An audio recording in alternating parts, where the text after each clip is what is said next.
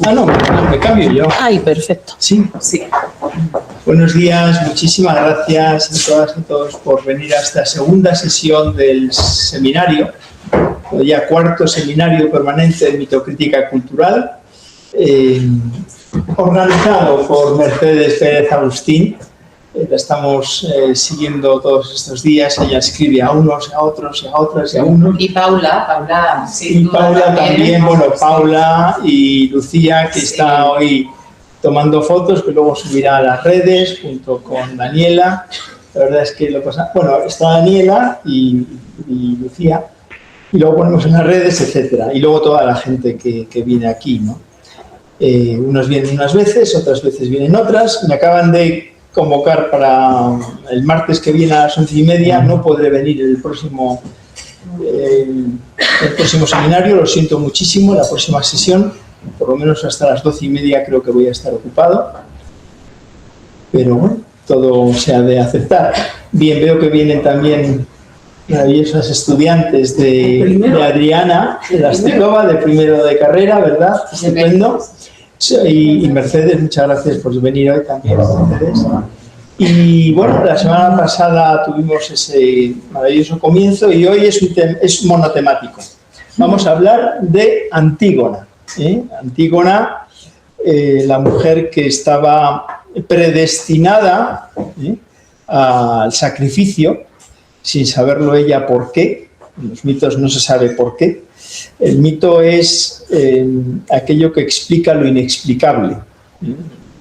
No se entiende muchas veces y de algún modo el mito nos descubre verdades simbólicas, emocionales, que no se reducen a un algoritmo. Hoy que se habla tanto de los algoritmos, bueno, pues el mito resuelve muchos algoritmos sin utilizar esas tablas matemáticas. Bien, no voy a tomar mucho tiempo porque tenemos ansiedad para escuchar a Alicia. Alicia formó parte del primer proyecto de investigación, se llamaba Antropología Mítica Contemporánea, que nos concedió el Ministerio del 2007 al 2009, luego se prorrogó, luego tuvimos otro, Nuevas formas del mito, luego tuvimos otro, Acis y Galatea, luego Aglaya y ahora estamos con Andrómeda. Pero nunca me olvidaré de Alicia, que ha sido de las personas más fieles al pie del cañón. Alicia Nila va a hablarnos hoy de la voz femenina de Antígona, luego nos hablará Paula. Paula hizo aquí su máster, tiene en mente, está cultivando la posibilidad de hacer una tesis sobre lo sagrado en la voz femenina europea de los siglos XX y XXI, en la filosofía y en la escritura, ¿verdad? Y luego nos hablará Adriana Lastikova, que viene con Bosó, y nos va a hablar de este escritor, de Bosó, y viene muy bien acompañada. Entonces yo, sin más, dejo la palabra a Mercedes, que explica cómo se desarrolla todo. Muchísimas gracias. Bueno, gracias a todos y todas por estar aquí, presencial, online. Y nada, vamos a tener, cada ponencia va a durar 15 minutos y dejaremos al final tiempo para preguntas, comentarios, tanto online como presencial. Y recordaros que aquellos que queréis recibir el certificado de asistencia, pues tenéis que firmar en la hoja de firmas que está por ahí y asistir por lo menos a 2 seminarios, ¿de acuerdo?, de 3, y mandar un pequeñito ensayo pues de alguna comunicación que os haya gustado, que os haya llamado la atención, o comparar varias antes del comienzo de Semana Santa, ¿de acuerdo? Eso va a ser la fecha tope, porque ya a partir de ahí se nos olvida y ya no se puede hacer nada así demasiado bueno, ¿no? Así que nada, por mi parte, pues gracias a todos y ya podemos comenzar cuando quede hasta Alicia. Voy a preparar tu presentación y sí, y luego voy a darte comienzo también. A ver. Es esta, ¿verdad? Compartir. Sí. Perfecto. Sí. Pues voy a presentarte y nada. Alicia Se oye bien, ¿no? ¿Se escucha? Sí. Alicia Mila Martínez Díaz es doctora en Filología Hispánica por la UCM. Actualmente es profesora de literatura en la Universidad de Villanueva y entre sus líneas de investigación se encuentra la teoría literaria, la mitocrítica y la literatura comparada. Ha dedicado varias de sus publicaciones al estudio del mito y sus reescrituras, así como a diversos autores de la literatura universal, entre los que se encuentran Flannery O'Connor o José Jiménez Lozano. Editora de varios volúmenes académicos, Alicia Martínez colabora con la FECIT en iniciativas de evaluación y difusión científica, al tiempo que coordina la revista Cuadernos para la Investigación de la Literatura Hispánica. Pues cuando quieras, muchísimas gracias. Si no, bueno, con micro, pero vamos, si no se me oye bien, a ver, espera, puede ser que prefiera, ¿se me oye sin micro?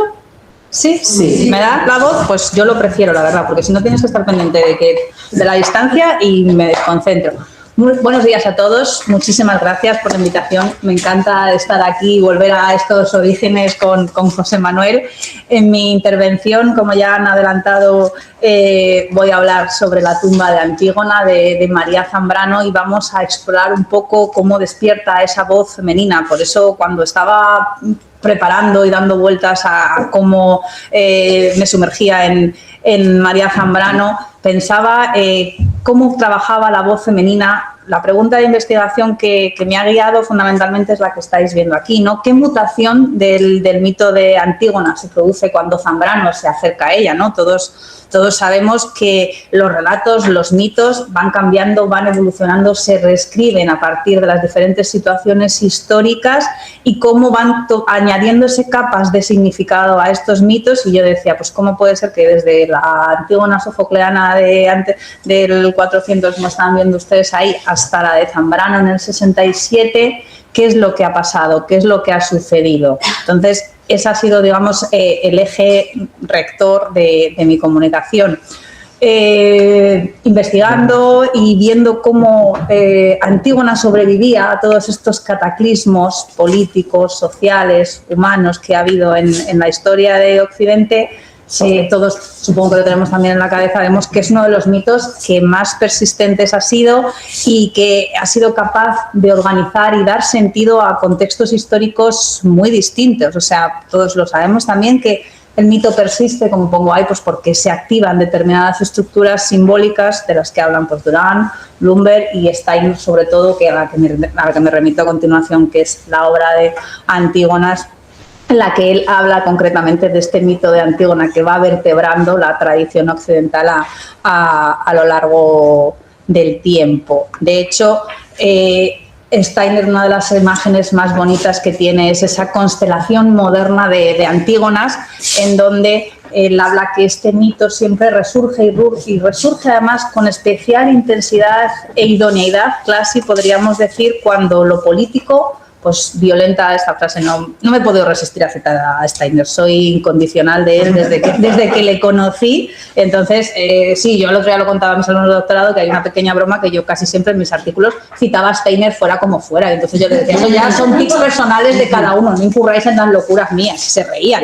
Pero entonces, pues yo aquí pues vamos a seguir y pues eso, he puesto esa frase de la indecible interioridad del ser, que la política violenta, y que ha sucedido en varios momentos históricos, en varias situaciones puntuales, ¿no? Y entonces Steiner pues cita las traducciones de Hölderlin, la relectura modernista casi subversiva de Cocteau, la Antígona, que yo la desconocía y que a partir también he releído, de Anouilh durante la ocupación nazi, o incluso seguro que muchos de ustedes tienen en mente también la reescritura que hizo Bertolt Brecht después de la Segunda Guerra Mundial.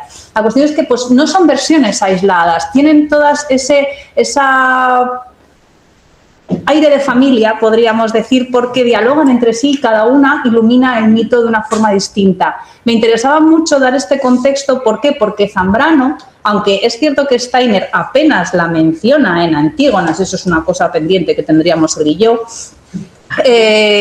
aparece y está perfectamente imbricada en esta constelación porque ella, María Zambrano, aporta además una mirada específica que no aporta ninguno de estos otros que he citado, ni Hölderlin, ni Brecht, ni Cocteau. Es decir, representa la dialéctica y el poder, sí, pero como vamos a ver a continuación, aunque primeramente he querido retrotraernos a la matriz trágica, la Antígona de Sófocles, que sé que todos la tenemos clarísimo porque estamos en la mitocrítica, pero bueno, era ese nivel estructural porque ahora me interesa para hacer luego después la comparativa que les voy a presentar a continuación. Es decir, todos tenemos claro que en Sófocles el conflicto es exterior, se lleva a cabo en la polis, ¿no? Y hay esa confrontación entre la ley de la polis, representada por Creonte, versus la ley humana, representada por Antígona, que luego se resuelve en ese nivel dramático porque vemos que indiscutiblemente Antígona es la heroína del conflicto, lleva a cabo esa confrontación y la muerte es el límite. Y esta es va a ser una de las referencias fundamentales. Me voy a hacer spoiler a mí misma y se lo voy a adelantar. Luego después, con Zambrano no es así. La muerte no es el límite, va a ser el umbral, va a ser el principio. Retengamos este concepto además de umbral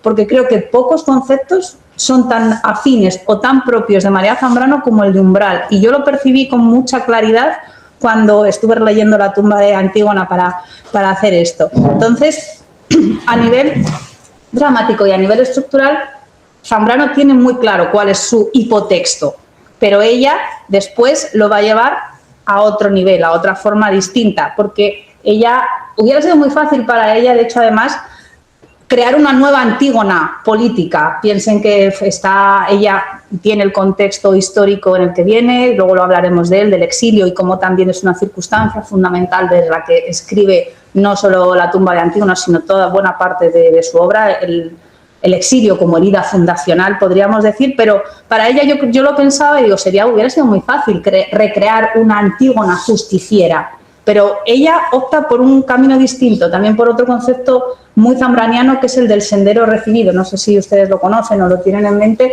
en el que a través de la razón poética se alcanza otra forma de conocimiento por un sendero distinto, y fue uno de los conceptos que Zambrano, por el que más abogó a la hora de tender puentes entre los dos bandos de esa España dividida que a ella le tocó vivir. Pero la cuestión es que, bueno, Antígona, volviendo a esta circunstancia, ella va a resaltar, Antígona, otros ejes diferentes. Va a poner sobre el tapete cuestiones que hasta ese momento no habían sido iluminadas en esa constelación de Antígonas, que son las que están viendo ustedes ahí en la diapositiva. La interiorización del conflicto, por decirlo así, la voz femenina, que va a ser muy importante. La estructura de La tumba de Antígona, aunque no vamos a entrar en las consideraciones literarias, es absolutamente dialógica, luego lo voy a explicar un poquito más, y la cuestión de la memoria, a la que también hacen constantemente alusión todos los personajes, con lo cual hay ese primer desplazamiento que a mí me parece fundamental para poner en relación dialógica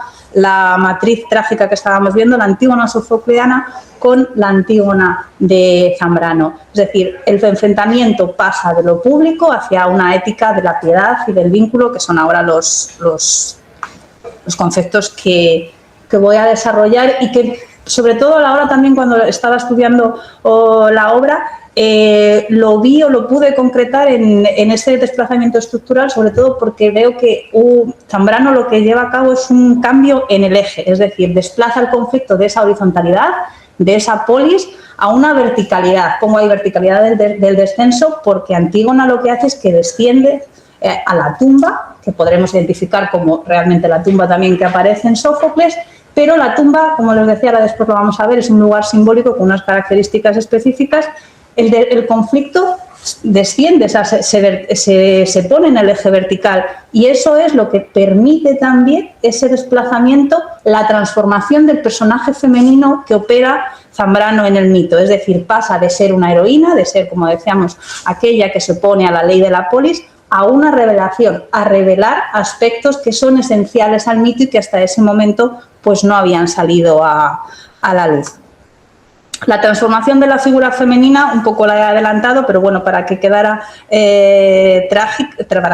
trágicamente, digamos, comentada, también se opera, es muy significativo porque se opera también sobre el cuerpo de Antígona, en el sentido que el cuerpo de Antígona, si recuerdan ustedes, con Sófocles es el cuerpo castigado, el cuerpo muerto, pero Antígona, en la tumba de Antígona no muere. Zambrano no la condena a ese destino. Le da un destino incierto, no lo sabemos, lo vamos a comentar ahora unas cuantas diapositivas más adelante, pero Zambrano olvida todo esto y pasa a ser guardiana del vínculo, que es una cosa que sí, teníamos claro que era sucedía en Sófocles, sí, ella defiende el vínculo con el hermano muerto y demás, pero ella después, Zambrano lo que hace con esta transformación es que expande esto un poquito más allá. Se ve sobre todo en la tumba como categoría simbólica, que era la otra cuestión a la que estaba aludiendo yo en este momento, en el que la tumba se transforma primero en ese umbral, que yo les mencionaba, pero también en matriz,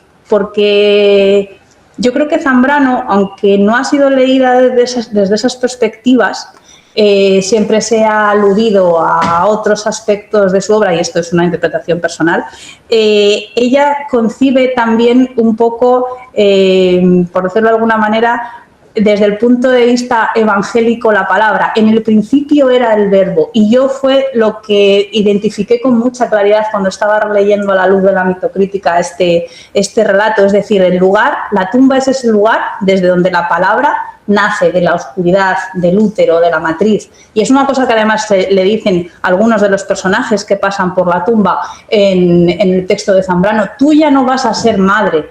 Y ella dice, sí, yo voy a ser madre en otro aspecto. Primero porque es esa guardiana del vínculo que va a poner el cuidado y el amor en que nada de esa memoria se pierda, como vamos a ver a continuación. Y luego porque ella va a dar lugar a esa nueva palabra fundacional, que es la que va a alumbrar ese nuevo recorrido. Y alumbra, a su vez, también el mito desde otro punto de vista. La tumba es, como digamos también, la conciencia a la que Zambrano hace descender a Antígona, al mito. Ese eje vertical que yo mencionaba hace unos momentos aparece explicitado en la tumba como categoría simbólica.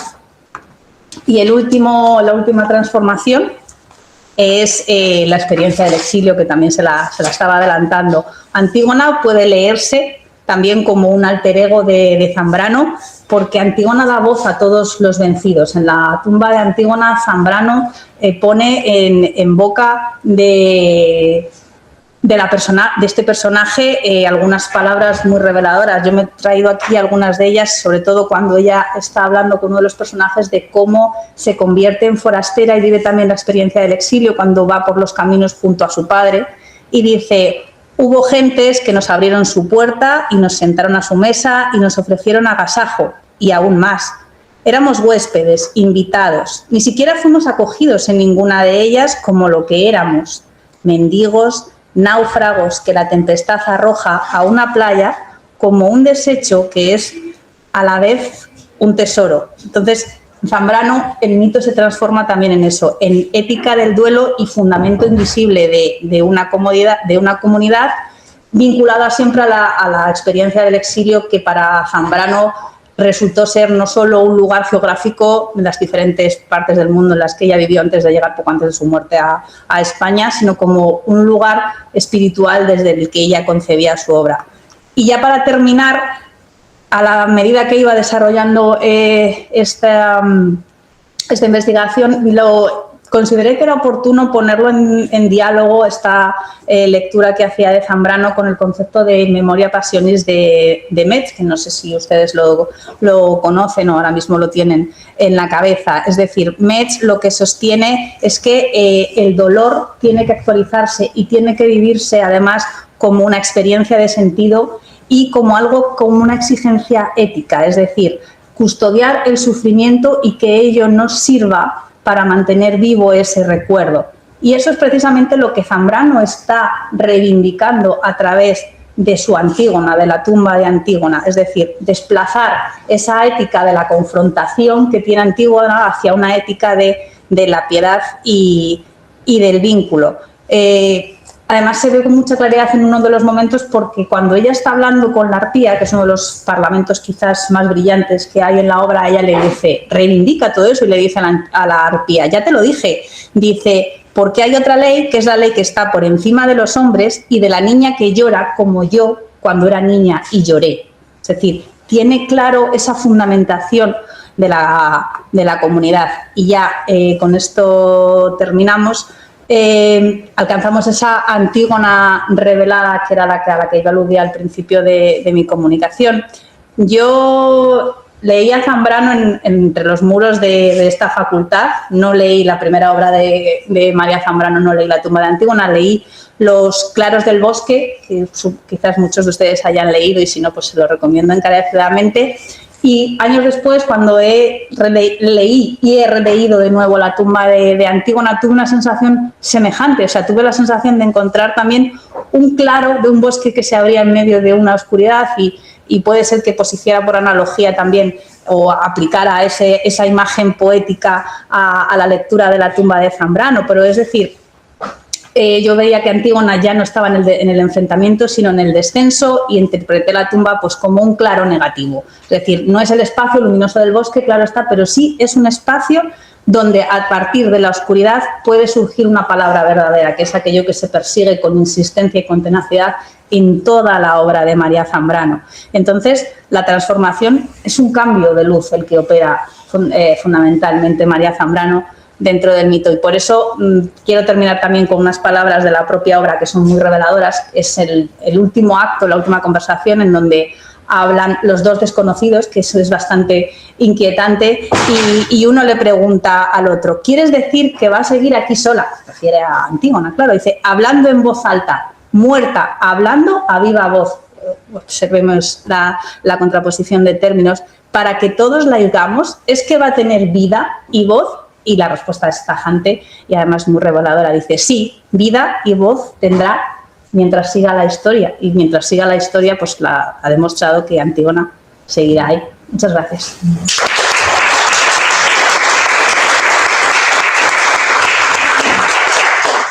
Muchísimas gracias, Alicia. Bueno, pues ahora, Paula, cuando quieras. Muchas gracias. Voy a poner sentate.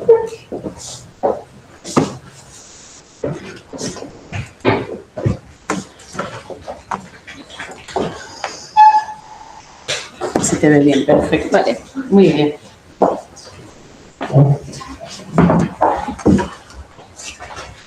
Hola, Paula, ¿qué tal? Bueno, pues Paula es licenciada en Traducción e Interpretación por la Complutense. Ha hecho su máster de Estudios Avanzados en Filosofía, también aquí, y está haciendo actualmente, qué joven, primer año de Filosofía. Y bueno, en el TFM, que se titula La expresión de lo sagrado en el pensamiento de María Zambrano y Simone Weil, inició su investigación y prosigue su investigación compaginando la filosofía y la literatura. Y bueno, pues el pasado 6 de mayo participó también en una mesa redonda sobre la razón poética, un camino para las voces femeninas de la filosofía contemporánea. Así que nada, cuando quieras, pues muchas gracias. Pues muchísimas gracias, Mercedes, por tu presentación. Y bueno, si no me oís o lo que sea, me lo decís y luego un poquito la voz. Y nada, o sea, para mí, para empezar, es un privilegio estar hablando aquí, que me escuchéis, o sea, que muchísimas gracias por vuestra asistencia. Y bueno, nos encaminamos a este tema que es verdaderamente apasionante, como acaba de introducir Alicia, y se trata de la tumba de Antígona. Y el tema que quería plantear es qué notas concretas aporta Zambrano a Antígona en contraposición con el mito Sofocleo, que aporta de su propia escritura, ¿no? Y por eso he titulado esta ponencia Ética de la piedad y razón poética en María Zambrano. En La tumba de Antígona, que es una obra que publica Zambrano en 1967 y que va escribiendo a lo largo de todo este exilio que dura más de 4 décadas, la filósofa española malagueña prescribe este mito trágico de Antígona que Sófocles había creado en el 440 para abrir una dimensión que había quedado olvidada, cerrada en la tragedia clásica. Y por eso, de una forma tremendamente transgresora, Zambrano lo que decide hacer es darle una voz propia y admitir que Antígona no había muerto, que no podía morir, o sea, porque era tremendamente injusto que, como veremos luego, alguien que ni siquiera había sido portadora de su propia voz pudiera quedar relegada al olvido, ¿no?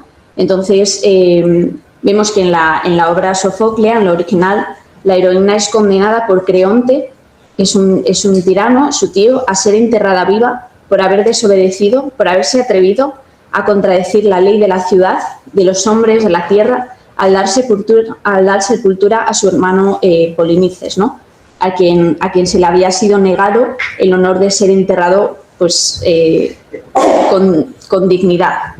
Entonces, en este caso, incapaz de soportar la justicia y el abandono de los dioses, se suicida. Pero este es un final con el que Zambrano, como vamos a leer ahora, está tremendamente en desacuerdo. Entonces, la tragedia sofoclea culmina así con una muerte heroica que es coherente con la lógica del destino trágico griego que venía trayendo Sófocles también.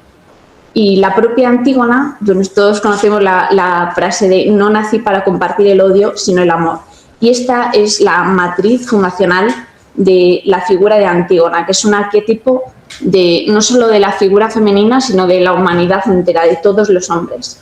Entonces, podríamos decir que esta declaración resume el conflicto fundamental entre las leyes humanas y las leyes divinas que atraviesa la tragedia. Entonces, Zambrano decide reabrir este final de forma que la tumba ya no sea únicamente el lugar de la muerte, sino también un espacio donde Antígona puede nacer a sí misma, puede ser una aurora de la conciencia, que es lo que pretendía Zambrano y que escribe en el prólogo a la tumba de Antígona. Porque ella nunca había tenido conciencia del destino trágico que se le imponía. Había seguido ciegamente el destino que le había sido dado. De este modo, la tumba, como hemos visto, deja de ser solo sepulcro, lugar de muerte, para resignificarla, es decir, darle como una oportunidad, buscar un claro, como decía Alicia, en todo este pozo de tragedia, de muerte, que queda como inerte, ¿no? Digamos, y que no tiene un sentido trascendente.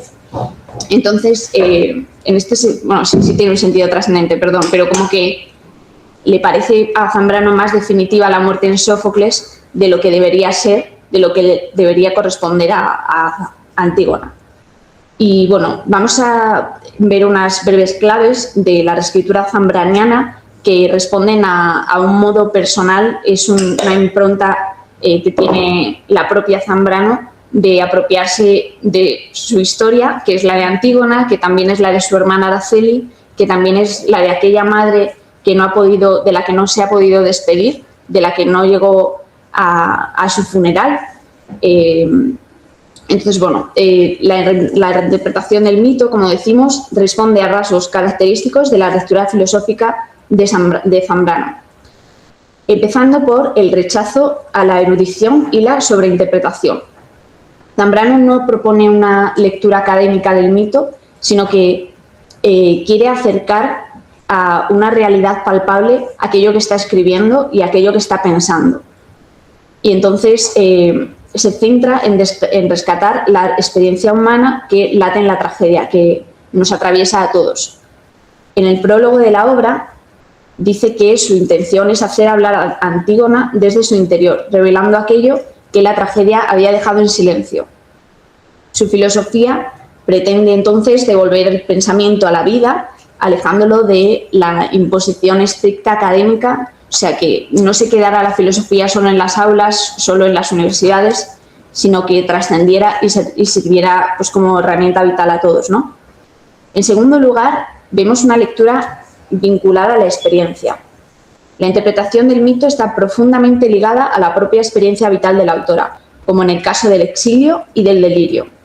En el caso del exilio, porque como hemos dicho, estuvo más de 40 años fuera de España por causa de la guerra civil y de su posicionamiento personal en todo este conflicto, ¿no? Y a través de todos estos años va desarrollando el pensamiento de incluso hacer una historia del pensamiento femenino, que es una tarea que no llega a culminar, pero Antígona en concreto es una figura que le declara a su hermana Araceli en una carta que la está escribiendo para ella, que Antígona es ella, aunque luego también se ve clarísimamente que, bueno, clarísimamente, no sé, igual es un poco más interpretación personal, pero Zambrano ella misma se identifica mucho con Antígona, porque al final no deja de ser el arquetipo de la voz femenina. También el exilio, la circunstancia histórica de la Guerra Civil Española, la ruptura histórica del siglo XX, atraviesan todo su pensamiento. La tragedia de Antígona se convierte en una metáfora de la historia contemporánea, que está marcada por el enfrentamiento fratricida entre hermanos y la violencia política, como en el caso de la tragedia clásica. Entonces, no es casual que conserve los mismos elementos de una guerra civil, unos hermanos enfrentados y un tirano que impone la ley de la ciudad. En tercer lugar, tenemos la vivificación de la figura femenina. Y es que uno de los aspectos más originales de la obra es la recuperación de la experiencia femenina, que había quedado relegada a espacios marginales, liminales, como lo es la propia tumba de Antígona, que está situada entre los muros de la ciudad. Las mujeres aparecen marcadas por la historia desde su nacimiento, como en el destino de la heroína, y están condenadas por el odio y la violencia que viven por la guerra, pero actúan como espectadoras pasivas, aunque lo sufren como cualquiera, pero quedan en un espacio liminal que Zambrano se pretende recuperar. En este sentido, el delirio que comentábamos antes, el delirio tiene dos vertientes y alude a una parte vital, como es el caso de la muerte de Araceli. Araceli muere entre delirios porque bueno, su marido había sido un alto cargo republicano en la guerra civil, entonces a ella en su exilio la torturaron para que revelara su escondite, ¿no? Entonces al final pues todos estos horrores, esos traumas de la guerra le pasan factura en el final de su vida. Entonces tenemos ese delirio como herramienta, o sea,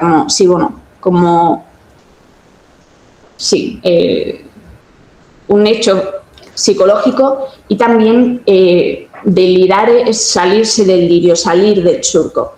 Entonces esta es la forma en la que Zambrano sale de su propia vida y resignifica lo que significa el delirio, ¿no? Aprovechándolo para su ventaja, para su beneficio.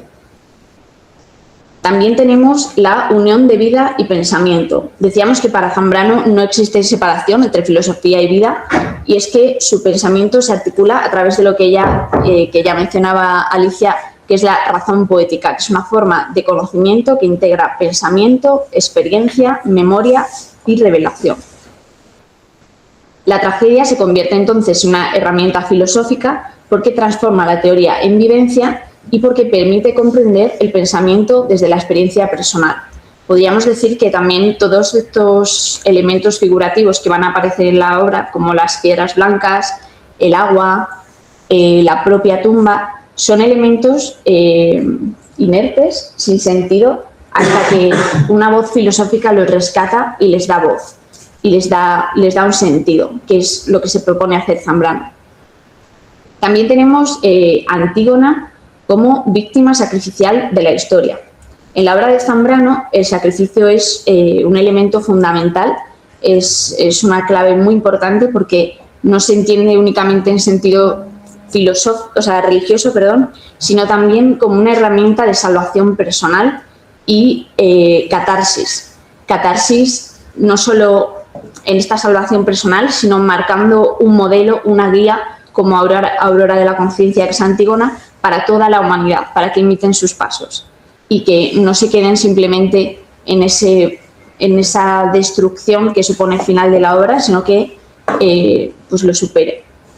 Entonces, en todo este viaje de Antígona, que podríamos decir que es como una travesía similar al exilio, va aprendiendo a recuperar su conciencia, esa conciencia que le había sido negada en vida, y atraviesa un proceso de descenso interior a los ínferos, como antiguamente se decía, que recuerda a un viaje iniciático, un viaje en el que enfrenta sus fantasmas, dialoga con los muertos y los vivos y atraviesa los infiernos, como dice Zambrano en el prólogo, del delirio, la soledad y el fuego.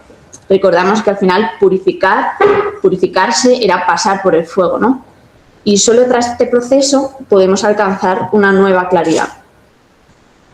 Para Zambrano, como decíamos al principio, la tragedia sofoclea se detiene demasiado pronto porque no le ha dado tiempo a Antígona a florecer, a nacer a la vida, a ser consciente de su ser, de su propio ser. En última instancia, aceptar su destino libremente. Entonces, podríamos decir que es lo más identitario de la reescritura zambraniana, pues que no es, o sea, que Sófocles se queda en la tragedia, se ciña más a la tragedia, pero Zambrano va un paso más allá, resignificando el sentido que aporta la piedad y el amor que anima su acción. La acción de aquella que decía que no había nacido para compartir el odio, sino solo el amor. Entonces, Zambrano lleva esta afirmación hasta sus últimas consecuencias y, como decíamos, el amor se convierte en la aurora de la conciencia humana, que es la posibilidad de redención frente a la violencia que impone la historia. Y por eso, en el final de la obra zambraniana, la protagonista llega a afirmar amor, amor, tierra prometida, haciendo pues un guiño completamente claro a Sófocles. Entonces, así, la tragedia deja de ser únicamente relato de destrucción y se transforma en camino de salvación personal. Y luego quería leeros un poco para culminar un fragmento del prólogo que me parece que da todo el sentido a lo que se propone, al propósito zambraniano. Y dice así: ninguna víctima de sacrificio, pues, y más aún si está movida por el amor, puede dejar pasar por los infiernos. Esto sucede así, diríamos ya, en esta tierra, donde sin abandonarla, el dado al amor ha de pasar por todo, por los infiernos de la soledad, del delirio, por el fuego, para acabar dando esa luz que solo en el corazón se enciende, que solo por el corazón se enciende. Parece que la condición sea esta de haber de descender a los abismos para ascender, atravesando todas las regiones donde el amor es el elemento, por así decirlo, de la trascendencia humana. Primeramente fecundo, seguidamente, si persiste, creador. Creador de vida, de luz y de conciencia. Pues que el amor y su ritual viaje a los ínferos es quien alumbra el nacimiento de la conciencia.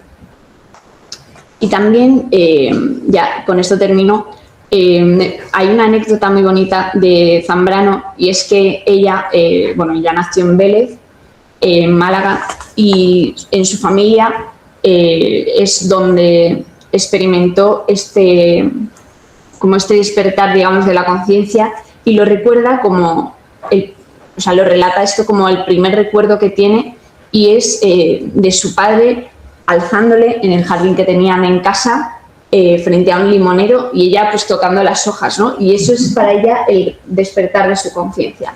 Y me parece hermosísimo porque al final la propia tumba real de Zambrano descansa en este mismo sitio, bajo este mismo limonero, al lado de su madre y de su hermana, y tiene encima la inscripción de levanta amica mea, e bene. Y me parece que también todo esto es como el espacio que pretende darse la propia Zambrano y que su vida le ha impuesto y que no ha podido reclamar, ¿no? Entonces, muchísimas gracias.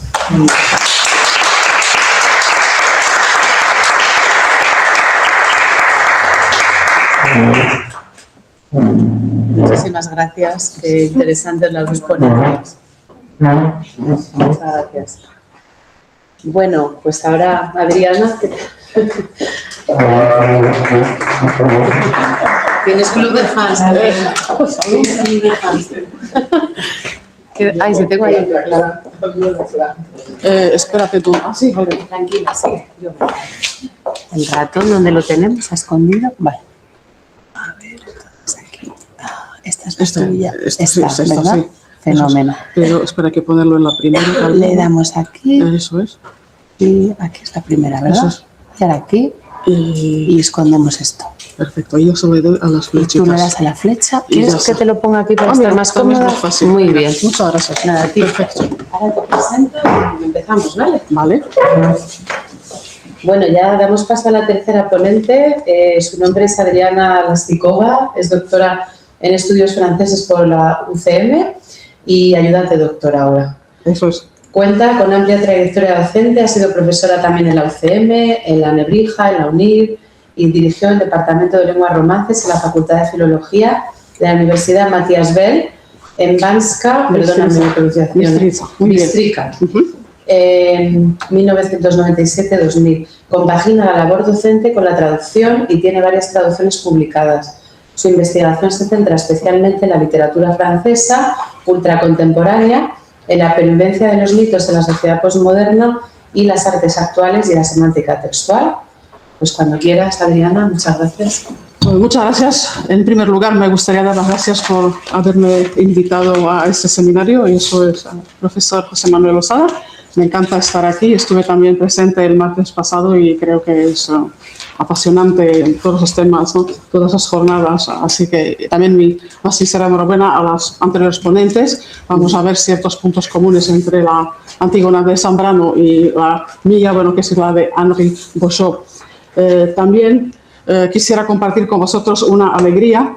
No hay mayor satisfacción para un docente que ver a sus alumnos crecer. Es lo que me pasa con Paula, porque Paula hace unos años ha sido mi alumna y ahora compartimos las mesas aquí de los ponentes y ha sido fantástica su intervención. Así que, Paula, estoy muy orgullosa de ti y me alegro muchísimo. Qué bonito. Gracias a todos vosotros también que estáis aquí escuchándonos y en ese sentido un especial saludo a mis alumnas del primer grado de carrera, porque no es habitual que los alumnos de primero vengan a este tipo de eventos, aunque deberían. Así que hay que conocer esa valentía que han tenido esta mañana y que han venido. Yo ya les recompensaré. Y muchísimas gracias también aquí a Mercedes por su apoyo logístico.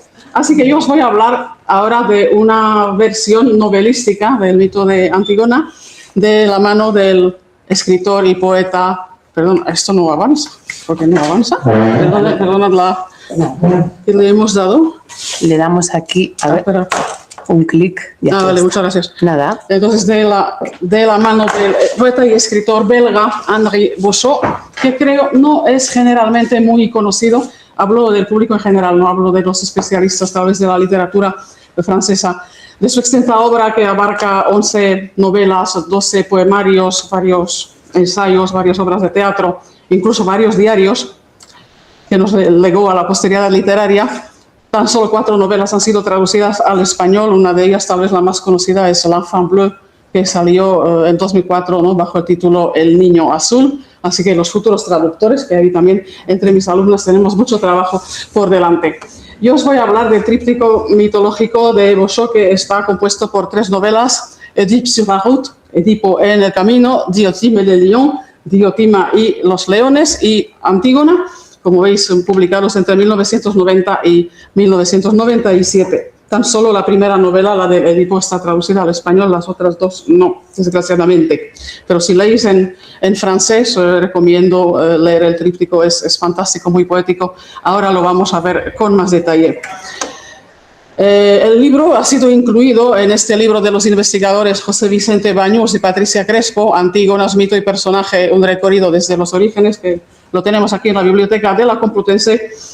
Y los investigadores ahí afirman que en líneas generales Henri Bouchot sigue la tragedia de Sófocles, aunque hay muchísimas modificaciones que hacen entonces especialmente de la tercera novela, Antígona, como si una obra nueva. Y estoy de acuerdo con eso, y yo voy a subrayar sobre todo los personajes secundarios que resaltan, ¿no? Obviamente es una novela de 350 páginas, así que hay más espacio, pero claro, por ejemplo, la hermana Ismena está mucho más desarrollada en la novela. Lo mismo los hermanos, no solo los tenemos como los cadáveres, como la fiambre, ¿no?, sino están aún en vida, y Antígona intenta dialogar con ellos y convencerles, ¿no?, que desisten de la guerra y del combate.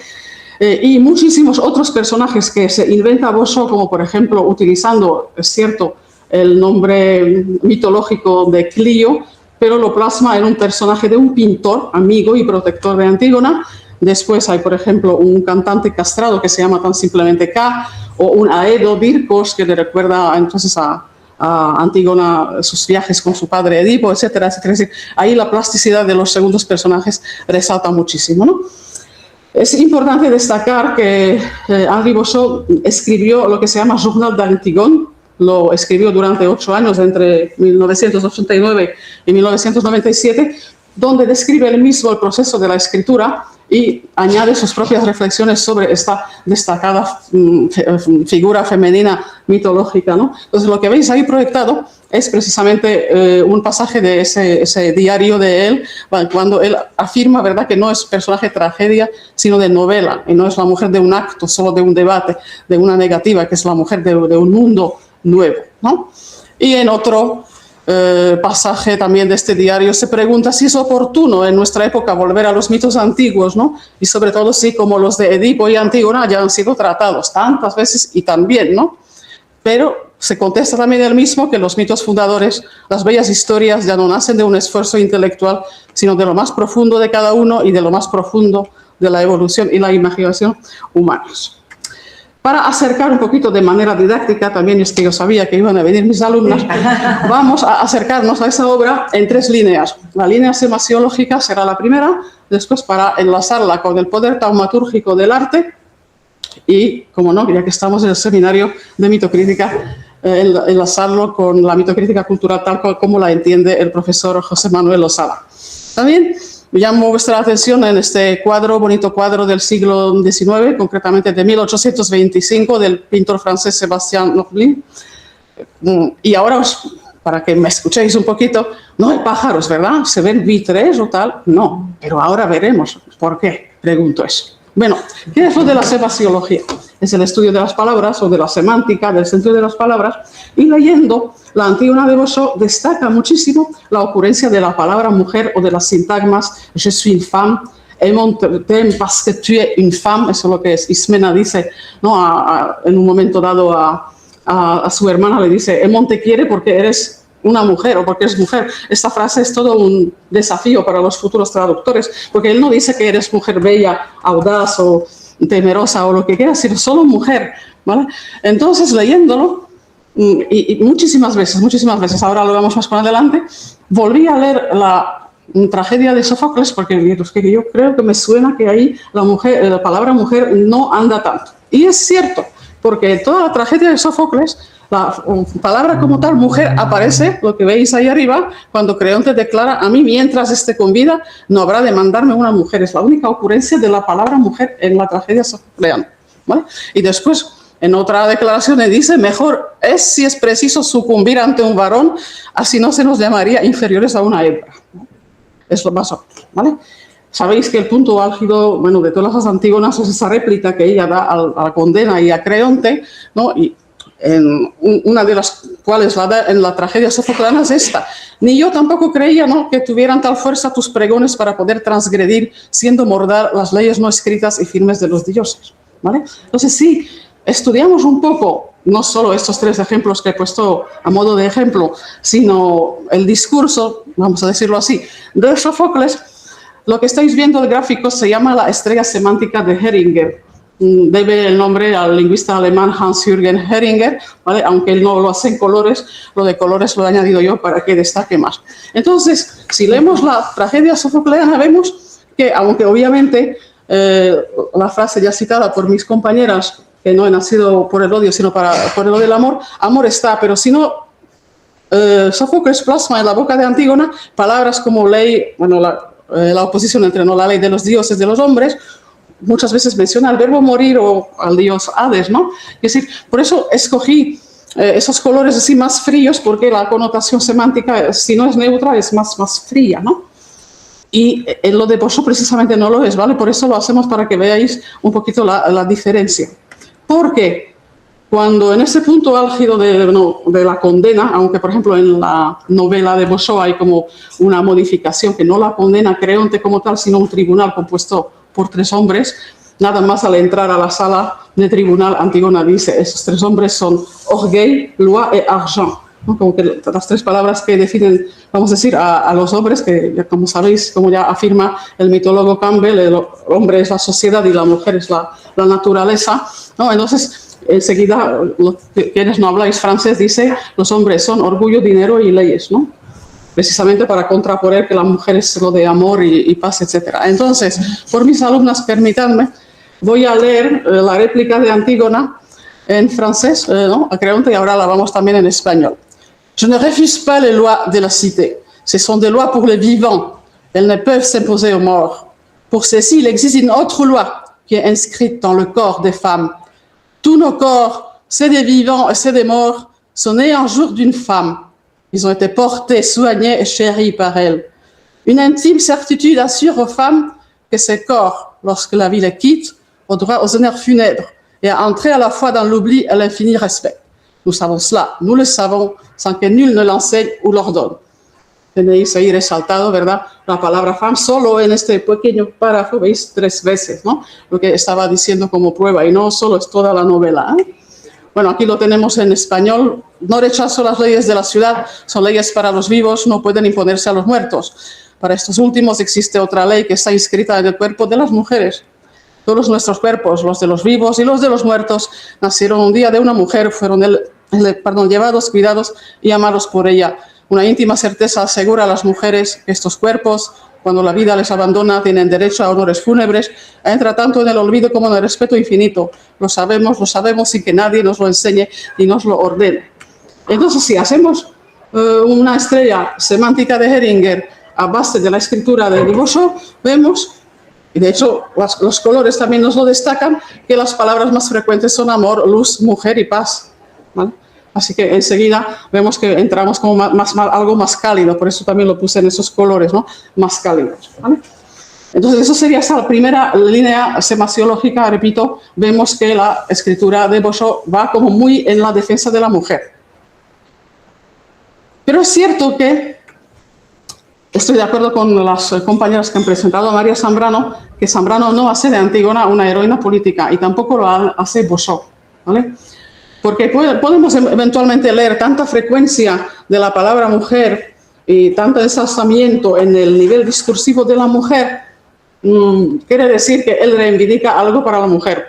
Bueno, sí, si reivindica algo sería para ensalzar su papel en la sociedad, pero no el feminismo militante, ¿no?, en cuanto a la reivindicación política. ¿Por qué lo estoy diciendo? Porque, bueno, podríamos caer fácilmente en la trampa de una interpretación histórica, que la novela de Beauchamp se publicó en 1997 y todos sabemos que el movimiento feminista en ese momento ya tenía cada vez más fuerza, más visibilidad, y por eso, pero no creo que es el caso de Beauchamp, que en el momento de la publicación de su novela tenía ya 84 años, ¿vale? Y además él nos dejó ese diario, repito una vez más, donde él dice por qué Antígona es para él importante, ¿no? Al principio no la veía tan importante Antígona, quiere decir, ahora la veo independiente de Edipo y Cleos. Cleos es ese pintor, ¿no?, el amigo que la protege, así como de sus hermanos Creonte y Tebas. Ama, pero no depende. Nos muestra una forma de ser más humana. Muere no por Polinices, sino por transmitir a Sófocles y a nosotros lo que se ha convertido, lo que ha adquirido en su larga prueba con Edipo y sus vanos esfuerzos por evitar el enfrentamiento y la muerte de sus hermanos. Lo que nos transmite es una visión más justa y también más compleja de las relaciones entre el hombre y la ciudad. Una visión más libre de la mujer, de su pensamiento, de su corazón y de la suave energía que puede desplegar, ¿no? Ella es la que sabe que para decir totalmente sí a la vida, a veces hay que ser capaz de decir no al acontecimiento y a la colectividad.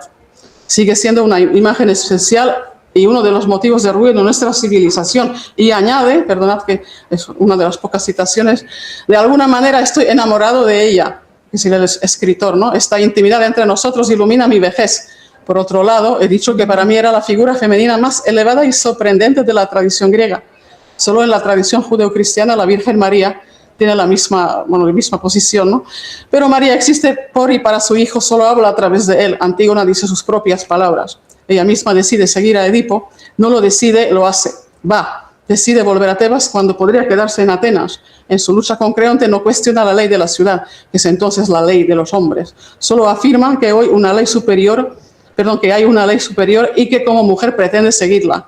Hoy en día sigue siendo un modelo de lo que podría ser un pensamiento, una ética, una acción femenina liberada de los modelos masculinos que aún pesan tanto sobre las mujeres. Así que quisiera matizar, ¿vale?, por si acaso, para no caer en la trampa. Es cierto, como bien sabe el profesor José Manuel Losada, que Roland Barthes afirma, ¿verdad?, que si el mito es una palabra, cualquier palabra puede ser mito. Así que por eso no quería como que caer en esa trampa que la semasología que hemos visto nos lleva a que esto es un feminismo puro y duro, que sí va en defensa de la mujer, pero no reivindica políticamente nada a la mujer, ¿no? Supuestamente, según este libro que os proyecté antes, la portada de Bañuls y Crespo, la primera Antígona realmente o conscientemente feminista sería la de Virginia Woolf de 3 Guineas, pero no puedo opinar porque esa obra no la he leído, a ver si me da tiempo y a lo mejor para algún otro seminario ya puedo tener el contraste, ¿no? Antes, ¿os acordáis? Os había proyectado un cuadro de Antígona y os dije, no hay pájaros, ¿verdad?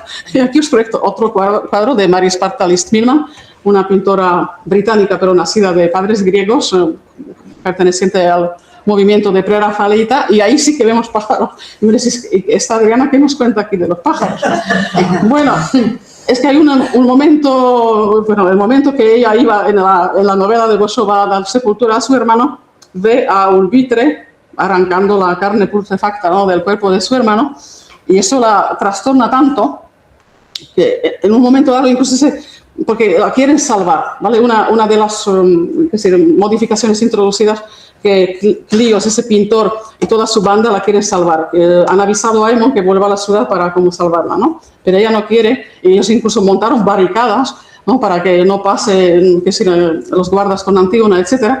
Pero ella, entonces, todo el mundo le dice, no, que te vamos a salvar, y ella dice, no quiero, y además como que ella misma en su cabeza más o menos hay un como monólogo interior, dice, es que no podría hacer el amor ni tener hijos del hijo del que hizo eso a mi hermano, porque siempre tendría como en mente ese buitre que arrancaba, ¿no?, la carne a mi hermano, ¿vale? Por eso esa cuestión de los pájaros. Pero también tiene que ver con la segunda línea, perdóname si hablo tal vez 4 minutitos más de lo adjudicado.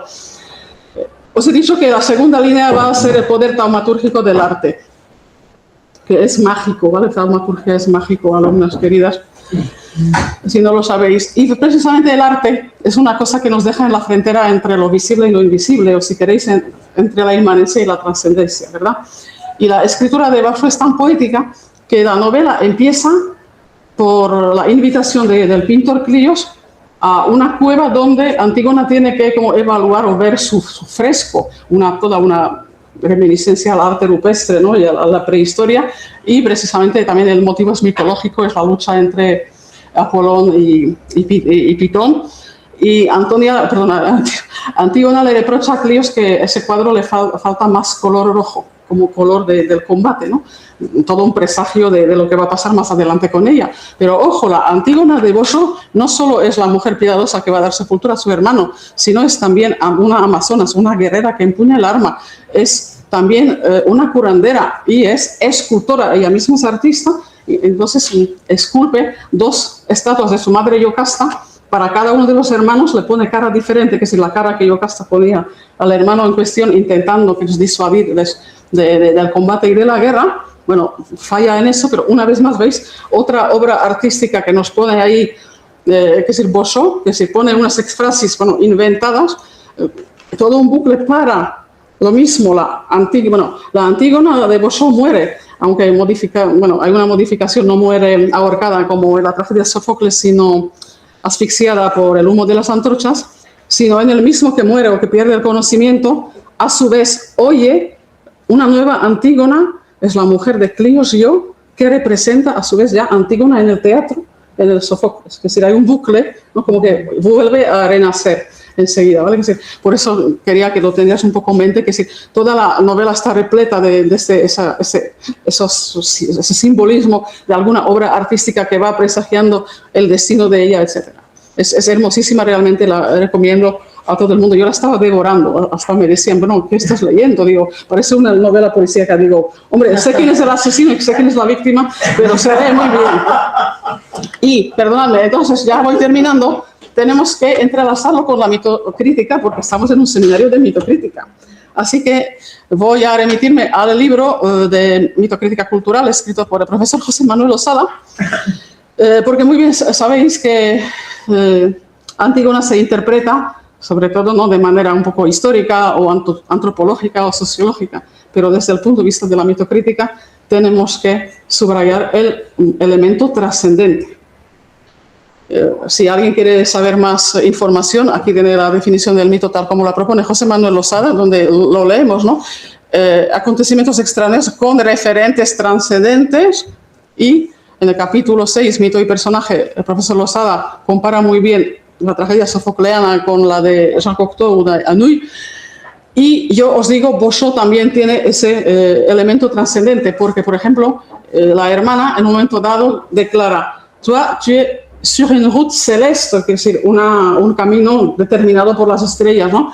También varias veces, tanto ese pintor Cleos o Antígona hablan del linaje maldito, ¿vale? Está ahí, y por supuesto ella que decididamente renuncia a su vida, aunque, repito una vez más, intentan salvarla, toda la ciudad intenta salvarla, ponen barricadas, parece la Revolución Francesa ahí en Tebas, ¿vale? Y ella no quiere, y etcétera, etcétera. Entonces es así que está presente también en Bossuet.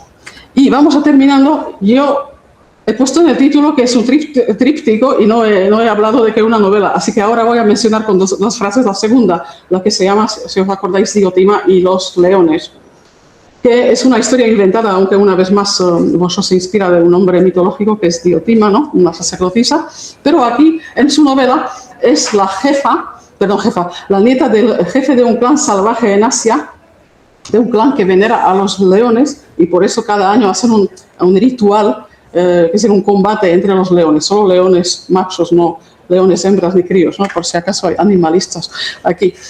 Y viene un griego, como que civilizado, como se llama él, a esa tribu, se enamora de ella, y cuando le declara el amor, le dice: eres Afrodita y eres Artemis, ¿no? Y te quiero. Y me acordé, leyendo de Antígona, de eso, y pensé, sí, es que Antígona, tal como nos la presenta Bossuet, por eso tenéis esas tres referencias culturales, me imagino que todo el mundo lo reconoce, es la Antígona de Bossuet, tiene algo de Artemis, tiene algo de Afrodita y tiene algo de Atenea, ¿no? Y para mí, entonces, el Bossuet nos construye un homenaje al potencial de la mujer, y por eso tantas veces repite: tu es infame, je suis infame, sin poner ningún adjetivo calificativo. Deja esa palabra que te la interpretes como tú quieras, que es la plenitud de una mujer. Muchas gracias por vuestra atención.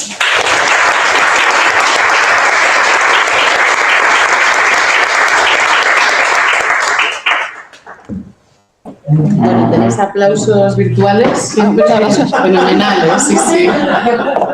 Ha estado interesantísimo, ¿no? Bueno. Ahora tenemos pues bastante tiempo, fijaros, para preguntas, comentarios, online, presencial. ¿Nadie se anima? No. Muy bien. Sí. Muchas gracias. Yo dejaré 5 minutos, pero he escuchado todo con mucha atención.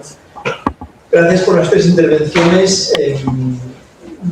Me ha llamado mucho la atención lo que era la cita de Bossuet sobre la Virgen María y Antígona, y me ha hecho pensar en lo que han dicho tanto Alicia como Paula sobre la piedad, la redención, y me llama mucho la atención esto que tenemos en la mitocrítica, que es siempre el vaivén entre lo antiguo y lo moderno, entre los clásicos y los contemporáneos, y en concreto cómo el problema que tiene el investigador en su acceso a la mitología moderna es que tiene que saber ver que en los mitos modernos siempre hay una especie de rebelión que es congénita a todo mito antiguo, ya sea el destino, ya sea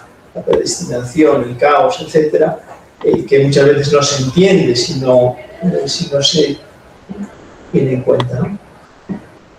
Pero ¿qué pasa con los mitos antiguos, cual el de Antígona, que de algún modo se abren al cristianismo, si puedo decirlo así, que es lo que me ha parecido ver en las 3 intervenciones? Me ha llamado mucho la atención. Quería saber cómo se puede explicar un poco mejor esto. Es porque el mito de Antígona se presta particularmente, es por estos autores, o por qué es, pero me llama mucho la atención que esto sea más propio de Antígona o de autores que de otros en los que nunca lo hubiera esperado. Muchísimas gracias. ¿Quién quiere responder? Respuesta al profesor, que tal vez un poco de los dos, el más famoso, bueno, Bosso es creyente, católico, ¿vale? Entonces tendrá un poco la explicación ahí, pero diría que tienes razón en todo lo que has planteado, no solo nos podemos achacar a la figura ¿no? del escritor, no sé qué opinan los compañeros. La misma Zambrano yo creo que es católica o por lo menos está formada en la religión cristiana. Quizás hay algo en Antígona que hace que los escritores cristianos se vean más proclives a escribir sobre ella. Es decir, hay algo que relacione el cristianismo con Antígona, o hay algo que hace que los cristianos se sientan más proclives a escribir sobre ella. Es curioso. A mí me ha llamado mucho la atención. Sí, ahora que lo dicen, habría que investigar algo más. Es que Sí, yo creo que o sin micro, da igual. Pues Manuel, sí, yo creo que es para que os escuchen online. Sí, por si acaso. Es que hay 18 personas. Yo creo que, bueno, no tengo la respuesta definitiva sobre esto, pero sí que al final el sentido de tragedia que tenía en el mito clásico, el final, la muerte, no es el mismo y de hecho la inscripción de surge Amecamea viene del Cantar de los Cantares, entonces creo que es como una clara reivindicación de la propia Zambrano de mi vida no termina aquí, sino que hay otro reino al que yo tengo que descender ahora. Y me parece muy llamativa la imagen que sugiere esto, porque al final Antígona desciende y Jesucristo sube a la cruz. Entonces me parece como un contraste muy llamativo y todavía no he encontrado exactamente el sentido, pero sí que es verdad que también puedo ver en la figura de Jesucristo, por ejemplo, que es un mediador entre Dios y los hombres, es un enviado por su Padre y acepta libremente el cáliz en su pasión, que es una pasión muy similar a la que padece Antígona, a la que se le da el espacio de un día para aprender a morir, como los buenos filósofos como Sócrates, con el que también hace comparación Zambrano. Y sí, o sea, yo creo que es esto, que es tender un puente entre lo divino y lo humano, haciéndose sacrificio, haciéndose sacro. Y sí, o sea, yo creo que va un poco por ahí, pero igual Alicia... Bueno, lo intento.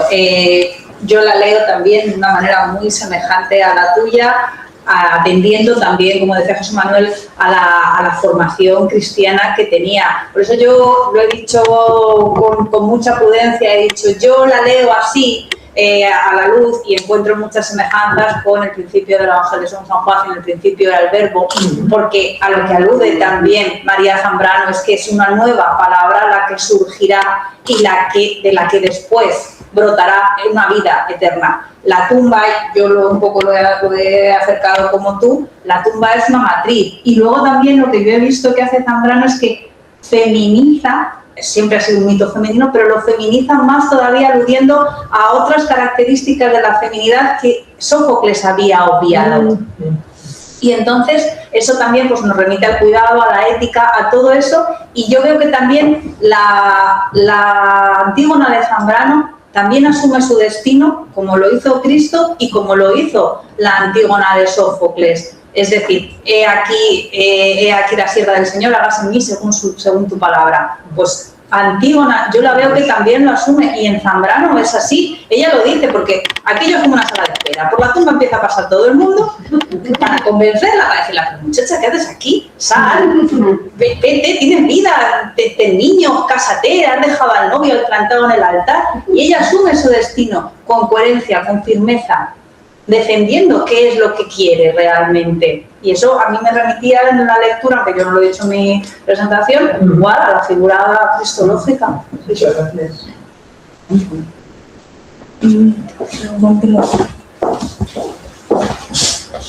Muy bien, pues nada, muy interesante, ¿eh? Sí, desde Sí. ¿Tenéis alguna pregunta? Sí.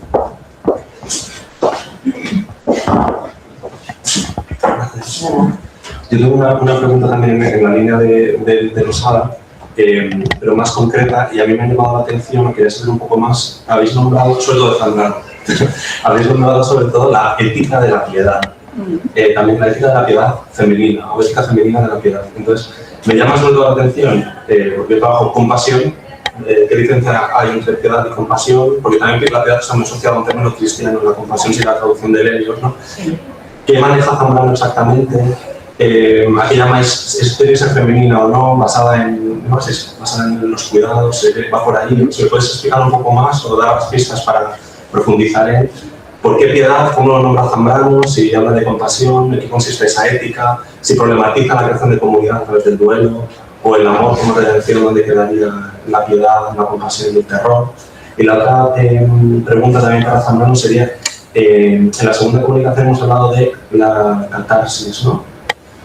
Has dicho exactamente, mira que lo he apuntado, pero bueno, hablar de catarsis, ¿y qué significado le da Zambrano a la catarsis? No sé lo mismo. Vale, gracias.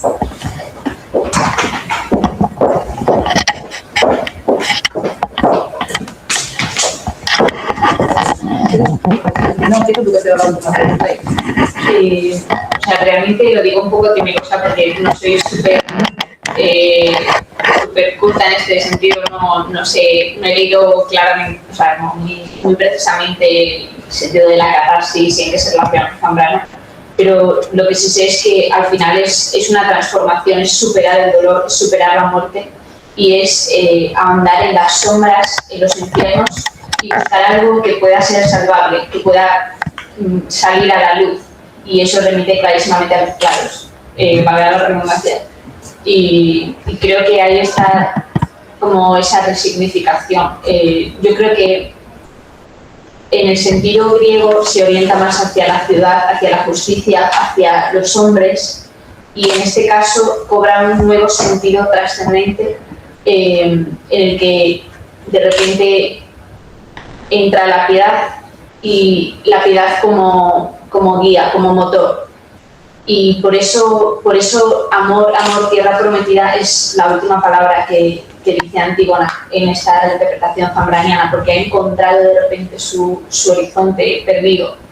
Y también me venía, igual estoy sacando un poco esto, porque si no sé si tiene mucho sentido, pero también se me ha olvidado comentar que en la obra de Zambrano, Antígona al principio como que es el día, pero en su conciencia hay una oscuridad, y luego al final está ese camino, esta catarsis, este exilio bien transitado, este camino elegido que le lleva a, de repente el día ha oscurecido completamente, está completamente ennegrecido y ella ya ha encontrado la aurora de su conciencia. Entonces tiene mucha claridad interior, y sobre todo con la catarsis me refería más a eso, ¿no? O sea, como una búsqueda, una revelación interior, y en última instancia yo creo que convertirse uno mismo en un altar de la verdad, o sea, no sé muy bien expresarme con esto, pero sí, o sea, yo creo que es un poco eso, de sacrificarse uno mismo para descubrir tu propio ser. No sé si tiene mucho sentido, pero otra vez me va a ayudar. Hacéis un buen equipo, ¿eh? Yo de esta parte que te han preguntado, como la interpretación tuya, no te puedo. Puedo completar o afinar o matizar un poco la cuestión de la piedad y de la ética. Yo para eso me he apoyado en el concepto de memoria passionis, porque yo creo que también lo que perseguía María Zambrano con la escritura de la tumba de Antígona era un poco lo que decía siempre Vargas Llosa: el escritor escribe para exorcizar a sus demonios.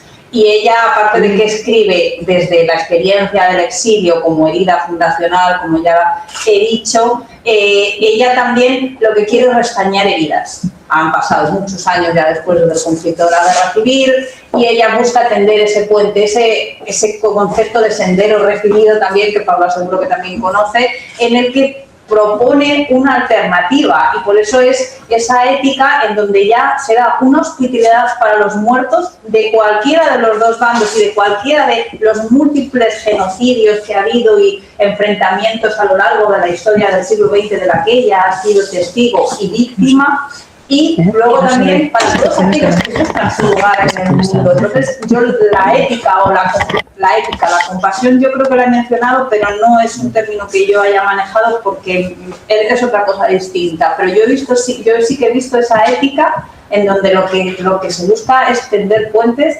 y fundar una comunidad nueva a partir de una nueva palabra, que por eso brota de esa tumba y de esa matriz que decíamos. ¿Más o menos te gusta? Sí, me preguntas si eran vuestras lecturas o interpretaciones posteriores o era la propia Zambrano la que vinculaba la catarsis, no tanto a una purgación emocional, sino una claridad o un despertar de la conciencia a través de la luz, de la revelación, que tendría que ver algo con una experiencia corporal o experiencial completa que no deja de lado la razón. Muchas veces se interpreta la catarsis como algo completamente ajeno a la conciencia y que, bueno, creo que puede estar en relación con la razón poética, pero si esto lo hacía Zambrano, son ya lecturas que posteriormente vamos entrelazando y ganando de nuestra propia mano. Esa es mi pregunta. En la tumba de Antígona no aparece así formulado, pero sí que está en los escritos, además no solo en la tumba de Antígona, sino en los otros escritos que tiene sobre el personaje trágico. Zambrano habla de eso y lo hace de una forma mucho más explícita. Y sí que Zambrano vincula la catarsis, el delirio, que es el otro concepto fundamental que ha mencionado Paula, y lo gestiona de esa manera, como paso previo, que dices un poco, bueno, la mujer también tenía que tener estas experiencias extracorpóreas para alcanzar esta circunstancia, no, lo que tuviera que pasar por esos trances, por esos traumas, pero sí que para ella son un paso previo para alcanzar ese sentido o esa razón poética en toda su plenitud, que por eso es un concepto quizás un poco hermético todavía, porque claro, ella lo que nos propone es un poco, olvídate de esas cadenas del mundo racional, del que Occidente, sobre el que nos ha ido aprisionando, y dale lugar y dale espacio a esa hospitalidad hacia el sentimiento, por el que también es una parte fundamental de que como nosotros entendemos el mundo, nos posicionamos en el mundo. Y es también lo que Antígona reivindica desde esa tumba. Yo lo voy a hacer desde el punto de vista consciente, pero también un poco lo que nosotros hemos llamado tradicionalmente el inconsciente, que siempre ha sido como lo negro, lo oscuro, mételo ahí debajo de la mesa y que nadie se entere que tengo estos pensamientos. Pues es lo que quiere un poco lo que decía Paula, sacarlos a la luz en la tumba de Antígona. ¿Sí? Muchas gracias. No sé si en casa... Sí, hay un comentario. Sí, os están felicitando, ¿no? Porque la han disfrutado mucho el seminario. Nada, no hay preguntas, ¿no? Yo creo, no. Online. ¿Hay algunas preguntas aquí más? Muy bien, pues nada, vamos Muchísimas a gracias. concluir. Recordamos que esto es como una especie de antesala del congreso que celebramos en octubre, Mito y Mujer.